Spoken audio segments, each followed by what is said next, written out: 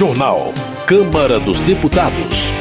Debatedores pedem maior participação de pessoas com deficiência na definição de políticas públicas. Deputados defendem valorização dos agentes comunitários de saúde e de combate a endemias. Especialistas recomendam que gestantes, mesmo imunizadas, não voltem ao trabalho presencial. Boa noite. Em audiência pública da comissão externa que acompanha o enfrentamento da Covid-19, obstetras e representantes da Justiça do Trabalho recomendaram que, mesmo imunizadas, as gestantes ainda não devem voltar ao trabalho presencial. Deputados que participaram do debate sugeriram acionar a Previdência para arcar com os custos da medida, como mostra a reportagem de José Carlos Oliveira. Gestantes já imunizadas com as 2 doses da vacina contra a Covid-19 já devem voltar ao trabalho presencial? A resposta é não, segundo representantes da obstetrícia, da Justiça do Trabalho e do Ministério da Saúde, ouvidos pela Comissão Externa da Câmara de Enfrentamento à Covid-19. Eles admitiram as pressões dos empregadores e das próprias gestantes para a retomada do trabalho presencial, mas recomendaram cautela e meios de transferir atuais encargos financeiros dos patrões para a Previdência Social. A Federação Brasileira das Associações de Ginecologia e Obstetrícia mostrou dados internacionais do elevado índice de mortalidade por Covid entre gestantes e mães de recém-nascidos. Representante da federação, a obstetra Rosiane Matar lembrou que um período de 10 meses entre o segundo trimestre de gravidez e o puerpério registra as maiores percentagens de óbitos maternos por Covid-19. De acordo com a médica, a atual cobertura vacinal do Brasil ainda não é segura para a volta do trabalho presencial das gestantes. Nós consideramos que não há possibilidade delas voltarem ainda, porque os trabalhos em comunidades fechadas em outros países têm mostrado que a doença só fica controlada quando mais que 50% da população está vacinada. Então ela vai continuar tendo risco e vai continuar tendo a possibilidade de espalhar ainda mais o vírus. Rosiane Matar preocupa-se também com a atual situação instável das gestantes adolescentes, ainda sem qualquer dose da vacina, e das grávidas que chegaram a receber uma dose de AstraZeneca e agora aguardam o posicionamento de seus estados quanto à segunda dose ou a intercambialidade com doses de Pfizer e Coronavac. Na verdade, nós temos um grupo de pessoas que não completaram a vacinação, um grupo de pessoas jovens que não iniciaram a vacinação, e das que começaram a vacinação, ainda tem muitas que não conseguiram tomar a segunda dose, ainda tem que ter 14 dias depois. Segundo o Ministério da Saúde, houve 12.260 casos e 1.090 óbitos de gestantes e puérperas por Covid-19 desde o início da pandemia no Brasil. Só neste ano foram 6.925 casos e 800 mortes. A maior parte das vítimas tinha entre 20 e 39 anos de idade e apresentava outras comorbidades como hipertensão, diabetes e obesidade. Integrante do Grupo Técnico de Vigilância Epidemiológica da Covid-19 no Ministério da Saúde, Priscila Alencar também recomendou cautela na volta do trabalho das gestantes. Na mesma linha, o presidente da Academia Brasileira de Direito do Trabalho e ministro do Tribunal Superior do Trabalho, Alexandre Agra Belmonte, alertou que o estado de emergência se mantém até que 70% da população esteja imunizada. O risco persiste, são inúmeros os casos de contaminação por Covid, com graus variados de enfermidade, inclusive por quem já tomou as 2 doses da vacina, e penso que juridicamente seria precoce o retorno, ainda mais acrescentando essa última questão do transporte coletivo, ao qual muitas dessas gestantes vão experimentar. O ministro do TST lembrou que a lei recentemente aprovada pelo Congresso e em vigor desde maio garante à gestante o direito de ser afastada do trabalho presencial sem prejuízo da remuneração durante a pandemia. Belmonte avalia que faltou na lei a previsão de um benefício previdenciário para as gestantes, em vez de repassar o custo apenas para o empregador. Organizadora do debate, a deputada Carmen Zanotto, do Cidadania de Santa Catarina, admitiu a necessidade de ajustes quanto a esse item da legislação. Precisamos manter o afastamento enquanto não tivermos 50% ou mais da população vacinada com a D2, ou seja, com uma boa cobertura vacinal. Se no texto da lei falhamos, imaginando que isso estaria sendo contemplado na regulamentação, precisamos agora acertar e garantir também a proteção do setor produtivo e a previdência social, fazendo então o pagamento desses afastamentos dessas mulheres. A deputada também manifestou preocupação com gestantes domésticas e que trabalham em setores de serviços e comércio que já exigem a volta ao trabalho presencial após a imunização. Zanotto pretende enviar um ofício ao Ministério da Saúde e aos gestores do Plano Nacional de Imunização para que enviem à Câmara um posicionamento mais claro sobre o tema. Da Rádio Câmara de Brasília, José Carlos Oliveira. Trabalho. José Nunes, do PSD da Bahia, cobra a aprovação da proposta de emenda à Constituição que visa estabelecer o sistema de proteção social e valorização dos agentes comunitários de saúde e de combate a endemias. De acordo com José Nunes, o texto contempla medidas para melhorar a remuneração de 400 mil trabalhadores que se dedicam à promoção da saúde básica em todo o país. Valtenir Pereira, do MDB de Mato Grosso, também pede que a Câmara vote a proposta de valorização dos agentes comunitários de saúde e de combate a endemias. Ele explica que o texto prevê aposentadoria especial e adicional de insalubridade, entre outros benefícios. Valtenir Pereira ressalta que a importância do trabalho dos agentes deve ser reconhecida, uma vez que eles entram na casa das pessoas, orientando os moradores sobre prevenção de doenças e qualidade de vida, especialmente nesta crise sanitária causada pela Covid-19. José Guimarães, do PT do Ceará, critica a proposta de reforma administrativa que o governo Bolsonaro enviou ao Congresso Nacional. O parlamentar afirma que a PEC 32, na prática, representa a destruição do Estado protetor. Para José Guimarães, o Ministério da Economia deveria focar em temas relevantes para o Brasil, como ações de combate ao desemprego, em vez de defender a aprovação de uma reforma que enfraquece o serviço público. Bira do Pindaré, do PSB do Maranhão, acredita que a reforma administrativa proposta pelo governo vai destruir os direitos dos servidores e desmantelar o serviço público. Segundo o deputado, se aprovada, a lei vai permitir a indicação de apadrinhados políticos em todos os setores da administração. Bira do Pindaré alerta que o texto também acaba com a progressão de carreira dos professores e dos servidores do judiciário. Ele pede que o governo, junto com o Congresso, se empenhe primeiramente em combater a pandemia e amenizar os traumas causados por essa crise. Saúde. Heitor Freire, do PSL do Ceará, alerta para as dificuldades que camelôs e ambulantes têm enfrentado durante a pandemia. Segundo ele, apesar de não terem qualquer prioridade na fila de vacinação, esses cidadãos não puderam parar de trabalhar, arriscando a própria vida para levar o sustento às suas famílias. Entre as reivindicações dos comerciantes de rua, Heitor Freire destaca a instalação de banheiros químicos em camelódromos, além da expansão no número de restaurantes comunitários. Ele ainda cobra do poder público e da mídia mais atenção quanto às condições de vida desses trabalhadores. Érica Cocai, do PT do Distrito Federal, solidariza-se com os bancários e pede que a categoria seja imunizada contra a Covid o quanto antes. Ela lembra que os trabalhadores têm arriscado a vida diariamente, uma vez que os bancos, considerados serviço essencial, não interromperam as atividades durante a pandemia. Érica Cocai ainda critica a falta de planejamento da gestão federal em relação ao Plano Nacional de Imunização. A congressista lamenta que em 6 meses, apenas 16% dos brasileiros tenham recebido as 2 doses da vacina contra a Covid. José Ayrton Félix Cirilo, do PT do Ceará, destaca que é preciso conscientizar a sociedade sobre a importância da vacinação. O parlamentar responsabiliza o governo federal pela baixa cobertura vacinal contra a Covid-19. José Ayrton Félix Cirilo destaca que a imunização não deve se restringir à Covid-19 e é necessário abranger outras doenças, sobretudo a cachumba, o sarampo, o tétano e a gripe. Educação.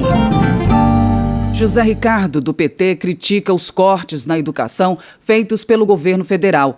Ele afirma que, apesar de ter destinado emendas para o Instituto Federal do Amazonas, a redução de recursos da União tem colocado a instituição em situação cada vez mais difícil. Ele lembra que de 2015 a 2021 houve redução de mais de 30% da verba federal para o IFAM. José Ricardo também cobra do governo Bolsonaro mais recursos para programas habitacionais. Ele alega que os investimentos federais no programa Casa Verde e Amarela, que substitui o Minha Casa, Minha Vida, não são suficientes para atender a demanda dos que mais necessitam. Marília Arraes, do PT de Pernambuco, alerta para o que considera um desmonte da educação. A parlamentar afirma que desde 2016 tem havido um desmanche sistemático do ensino superior público e gratuito. Marília Arraes cita o caso da Universidade Federal do Rio de Janeiro, que está prestes a encerrar as atividades acadêmicas por falta de verbas. A deputada lamenta que os 70 mil alunos da instituição possam ficar sem aula. Ela acrescenta que a Universidade Federal de Pernambuco também corre o risco de fechar as portas. Segurança Pública. Charles Evangelista, do PSL, presta homenagem à Polícia Militar de Minas Gerais, que recentemente completou 246 anos de existência. Ele se diz orgulhoso com o trabalho desenvolvido pela corporação e destaca a excelência dos servidores, desde os soldados até os comandantes. Charles Evangelista ressalta que uma de suas bandeiras de atuação tem sido a valorização das forças policiais e o fortalecimento da segurança pública do Estado. O deputado diz que é preciso priorizar a saúde e a educação, mas sem deixar de lado aqueles que cuidam da segurança dos cidadãos. Economia. Pompeu de Matos, do PDT do Rio Grande do Sul, defende a destinação dos recursos apreendidos por meio de operações contra o crime organizado e a corrupção para financiar o combate à pandemia. Na visão do deputado, é justo transformar crimes em atos de generosidade à população. Pompeu de Matos também sugere a suspensão por 1 ano da cobrança da prestação do programa Casa Verde e Amarela. Ele argumenta que as crises sanitária e econômica deixaram milhões de brasileiros desempregados e sem condições de cumprirem com as obrigações financeiras. Eleições. Projeto de Alencar Santana Braga, do PT de São Paulo, torna obrigatória a realização de pelo menos um debate nas eleições para os cargos de presidente, governador e prefeito, com participação também obrigatória de todos os candidatos. Ele entende que as últimas eleições foram prejudicadas pela falta de debates e pela ausência do presidente Bolsonaro. Segundo Alencar Santana Braga, a organização do debate será de responsabilidade da Justiça Eleitoral e os meios de comunicação deverão transmitir o evento. O deputado explica que a proposta visa garantir o direito à informação e dar à população a oportunidade de conhecer seus futuros governantes. Meio Ambiente. Nilton Tato, do PT de São Paulo, critica 2 projetos que tramitam na Câmara e que, segundo ele, são prejudiciais ao meio ambiente. O deputado afirma que um deles fragiliza o controle sobre a ocupação da Amazônia e abre caminho para a grilagem de terras públicas. E o outro pode dificultar a regularização dos assentamentos e a reforma agrária. Para Nilton Tato, os 2 projetos, se avançarem, podem aumentar a violência no campo e o desmatamento, além de manchar ainda mais a imagem do Brasil no exterior. Agricultura. Frei Anastácio Ribeiro, do PT da Paraíba, pede que o Senado aprove o projeto de lei Assis Carvalho II. A proposta, de acordo com o parlamentar, vai trazer grande amparo para a agricultura familiar e para outras categorias, como a dos pescadores. Frei Anastácio Ribeiro espera que o presidente da República, Jair Bolsonaro, tenha compaixão dos agricultores familiares e não vete a proposta, como a primeira tentativa de ajudar a categoria que também sofre os impactos da pandemia. Homenagem. Vicentinho, do PT de São Paulo, presta homenagem a 2 dirigentes metalúrgicos que morreram recentemente vítimas da Covid-19, João Justino e José Ataíde Costa. De acordo com o parlamentar, ambos eram conhecidos pela dedicação às lutas e conquistas trabalhistas. Vicentinho também homenageia a memória do prefeito de Matão, Adalto Scardoelli, que sofreu uma parada cardíaca aos 67 anos no mês passado. Segundo o deputado, Adalto foi responsável por introduzir um sistema democrático e transparente na gestão da cidade. Direitos Humanos. Em debate realizado pela Comissão de Direitos Humanos e Minorias, entidades da sociedade civil defenderam uma maior participação das pessoas com deficiência na definição de políticas públicas. Saiba mais sobre o assunto na reportagem de Cláudio Ferreira. Em audiência da Comissão de Direitos Humanos e Minorias da Câmara, que discutiu as recomendações da Organização das Nações Unidas sobre os direitos das pessoas com deficiência, representantes da sociedade civil e parlamentares reivindicaram uma maior participação desta parcela da população na tomada de decisões sobre políticas públicas. Os direitos das pessoas com deficiência são um dos temas da Revisão Periódica Universal, que está verificando o cumprimento de metas sobre direitos humanos em várias áreas. A Câmara dos Deputados e o Alto Comissariado das Nações Unidas para os Direitos Humanos criaram um observatório parlamentar para monitorar as ações. A respeito da população com deficiência, há recomendações como o combate à discriminação e a inserção no mercado de trabalho. Um dos pontos levados à audiência pública foi o decreto que institui a Política Nacional de Educação Especial. A nova legislação é objeto de uma ação no Supremo Tribunal Federal e muitas entidades da sociedade civil apontam que ela prejudica a educação inclusiva. O deputado Helder Salomão, do PT do Espírito Santo, que conduziu o debate, informou que o Alto Comissariado da ONU se posicionou formalmente contra o decreto. Mas o tema não é consensual. Moisés Bauer, por exemplo, que é presidente executivo do Comitê Brasileiro de Organizações Representativas das Pessoas com Deficiência, admite que é preciso fazer ajustes, mas não vê preconceito no decreto. O ordenamento jurídico brasileiro, em conformidade com a Convenção sobre os Direitos da Pessoa com Deficiência, a Constituição Federal, é possível sim termos ambientes apropriados para o melhor desenvolvimento educacional das pessoas com deficiência. E isso não significa discriminação.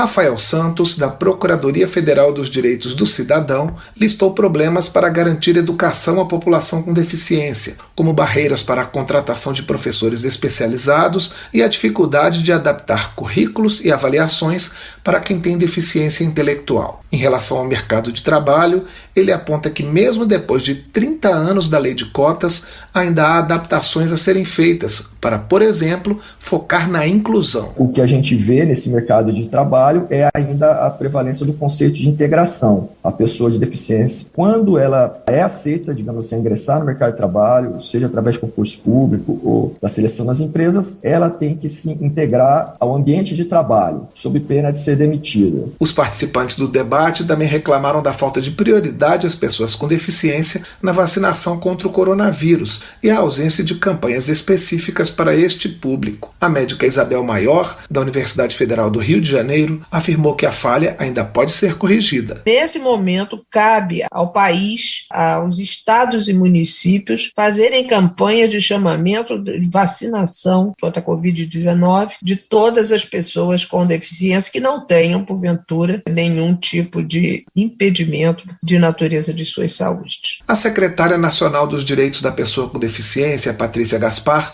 destacou as ações do governo federal para o cumprimento das recomendações da ONU, que incluem o fortalecimento das políticas de empregabilidade e a implantação do Cadastro Nacional de Inclusão da Pessoa com Deficiência. Milton Toledo Júnior, responsável no governo pela implementação das recomendações, salientou que o compromisso deve ser tomado por todas as esferas do poder público.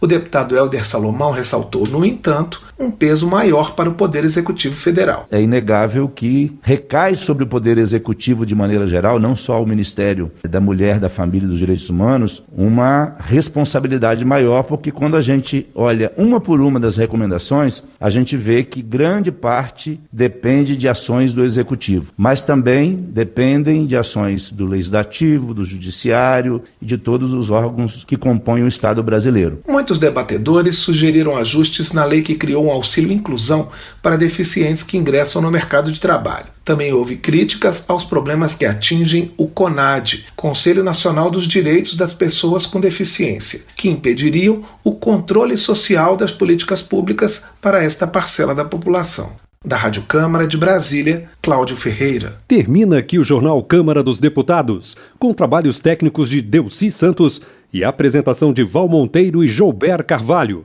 A todos, boa noite. A Voz do Brasil retorna amanhã. Boa noite. Você ouviu A Voz do Brasil. Boa noite.